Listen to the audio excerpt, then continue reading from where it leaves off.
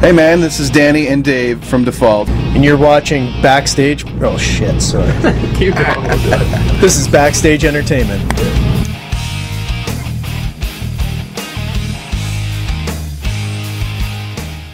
Hey guys, my name is Jeremy Lafrentz. I'm with Backstage Entertainment. We are sitting here on Default's bus right now before their show here in Des Moines, Iowa. And we'll just have the guys introduce themselves to the guys out there. I'm Danny, drummer. I'm Dave, bass player. Alright, Danny and Dave from Default, guys. So, guys, tell us a little bit about how Default, the band name, actually came about. It's not a very interesting story, unfortunately. It's Okay, that's fine. It's literally brainstorming on a piece of paper, and I think it was Jeremy that came up with it. So okay. Yeah. Okay, so just kind of just threw names into a hat almost, or Pretty much, yeah. This is the best one. Originally, the band was called The Fallout, but apparently there was other bands called that, and we changed that. We had to change the name of the band, but we didn't call the record Oh, okay. The Fallout. Okay. Okay. Yeah, Yeah, name. Default. All right. You guys started back in 1999, is that correct? And you actually were discovered by Chad Kroeger, lead singer of Nickelback, is that correct? Yeah, pretty much. I mean, he was an acquaintance of ours, actually a good friend of ours already at that time, before they, got their record deal and their big start, right? So, basically, he produced our first record. He helped us out with that, and he had, a lot more experience in it than we had, certainly. So, and obviously, he's a really talented guy. Right. That's kind of how that came together. So, he produced the first record, and we got signed off that, and then went back later to add a couple songs to the record, wasting my time being one of them. And that's kind of how the first record came about. Your recent album, Comes and Goes, just tell us a little about, I guess, behind the album, what this album means to you, because this is your fourth studio album, is that right? What is this one like compared to the others, you'd say? I think this one was a struggle.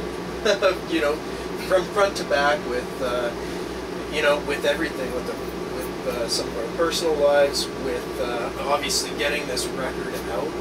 That was probably the biggest struggle. I think we'd all like to bury it now. Right. Kind of move on. We've been living this record for 4 years now, so it's like, well, what I call but it's just coming out here. So yes, which I call. We don't want to bury. We don't want it to bury itself yet. No, absolutely not. This is your fourth studio album, and you guys have actually, with all the albums, have sold over 1 million records. So what is that experience like, and what does that mean to the band? Well, I mean, that milestone really came from our first album. That sold just over 1.2-ish. Really? In its cycle before the next record came out. So that, and it still sells, So yes, exactly. Cool. Yep. It's huge. I mean, we actually just got awards for Wasting My Time being spun over 1 million times on American radio. So that's really a fairly big milestone for a single, anyway. So and yeah, we were pretty. It's cool to have those records on your wall. Nobody gets those anymore. Yeah, when I was a kid, watching Kiss videos and stuff like that, seeing them all over their walls. Granted, we don't have near as many as them, not even close. But I always said, man, I want to have one of those. Yeah. Because they just look so cool. And when we got our first gold record, which was our Canadian gold, we got one that was about this wide, about this tall, and it had a CD in it. It didn't have a record. So I was like, guys, come on. What the hell is this? Yeah. I want a record. So the next one we got, it was a record. Your biggest single probably is going to be Wasting My Time, probably the most popular, especially here in the U.S. as well. What is kind of the meaning behind that? How did that song actually come about? It was really quick. It was after we'd signed the deal with TBT, they told us that they wanted us to go back to the studio, and they kind of gave us 2 weeks. They were like, we're sending you to the studio in a couple of weeks, so get some ideas going. So that was happened to be one of the ideas, one of the 4 or 5 ideas that we came up with. Yeah. And we wrote it 100% front to back, and recorded in Danny's bedroom. Yeah. The band's originally from Canada, is that right? And still, we still live. Yeah. Okay. And you're touring in the U.S. now and everything.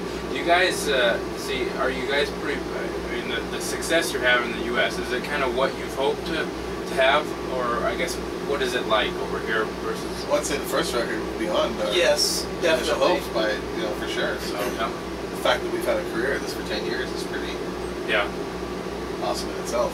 Right. Absolutely. So yeah, so pretty. I mean, you are pretty well known around here, especially. It's funny on this tour whenever we go into Wasting My Time and Deny and early songs. It's really gets the crowd going. So it's been a while. It's been 5 years since we've been on tour down here. Oh, okay. It's been a long time, so we're kind of rebuilding things. Talk about if you have a most embarrassing moment on tour. Can I remember any of it right now? The most, didn't you and Jeremy fall into it or trip over each other or something? No, we thought we'd be Sort of an on-stage embarrassment. no, it wasn't an on-stage thing. It was when we got those motorcycles. We first got them and we were in Winnipeg. And there was a big lineup down the side of the building. Across the road there was a gravel parking lot. Jeremy and I thought we would be cool and go out and do a couple of donuts in the parking lot in front of everybody and be like, oh, it's the guys from Default, and then take off, right? Yeah. Well, we go out, we're doing our donuts, we're like, ah, right on! And we come out of our donuts and head-on collision right to one another. And it wasn't, that wasn't the They were like worst mini of it. bikes, Yeah, it wasn't like... Right. that wasn't the worst of it, though. The two bikes got locked up together. So we had to pick them up and walk them past the crowd. It was, yeah, I would say that was pretty embarrassing. This one was good too. I pantsed Jeremy once in a hotel room full of girls. So he was wearing tearaway pants. That's what he gets for wearing tearaways. Yeah. And I come up behind him and I pants him. He's got his underwear on, so he's just standing there all big deal. I got my underwear on, so I have my bathing suit on, so I double pants him. Down goes his underwear, and he's. How about a craziest fan that you've ever been encountered with, or even during a show, or have you ever had anybody even stalk you guys? There was once where a girl was parked in her car. She stood out. She stood out in front of our bus for a good few hours, until like 3 in the morning or something, and then she sat in her car for another few hours. It was really strange. It was like a girl that ever been a fan and didn't come to shows and whatnot. Right. Nice and everything, but then got weird. Yeah. I got So, bit that once by a happens. fan. Really? That was pretty nuts. Remember, like age or what? Anything? No, I didn't even see who it was. I Oh, just really? jumped down to the barricades to give high fives and shake hands and stuff like that. And then somebody grabbed me, pulled my shoulder, and hit me right there. If you guys had a time machine, what would be one thing you'd like to go back and see? If you were Michael J. Fox, Back to the Future, where would you go? I'd go back and change a couple things Tough about my one. own life, that's for sure. Well, yeah, but it's never been posed to me where I could go and check out an event. That's interesting. Yeah, I don't know what I would think of. I don't know, probably, I'd like to go back and see a couple concerts that I never got to see. Some bands. I never got to see Nirvana, so Really? I would say that was Yeah. probably one of them.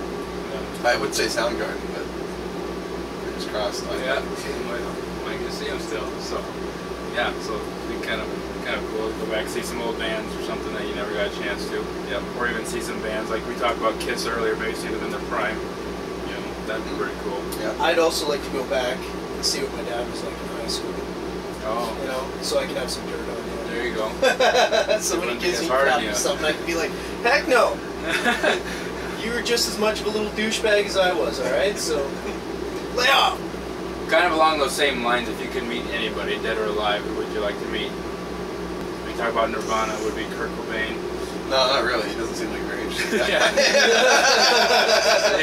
Kind of a downer, I would think. Yeah. I don't know. That's a good question. It's a tough one. Jeez. I've got a blank, man. Yeah. Bill Clinton There you go. on the party scale, the party scale, right? I think I would have liked pretty to fun. met Sid Vicious. Oh. See how... God, I wouldn't really have one. Yeah. Just be like, Yeah. too much. Now, how about if the band were in a physical fight, who would be the winner? Look at him. So speed versus air. It would be a battle. Yeah. We won't try that one though. We'll just take your word for it. All right, and lastly, guys, just tell the fans where they can go to check more out about Default. Maybe everything. Facebook, Twitter, defaultonline.com. Something else for Facebook, something else for MySpace. You get to it all from the website. That's all you really need, I guess. Exactly. So Default Online, just check them out right there. So once again, we're here with Default. You guys enjoying the France Backstage Entertainment? Check it out. Well, this is not for real, afraid to feel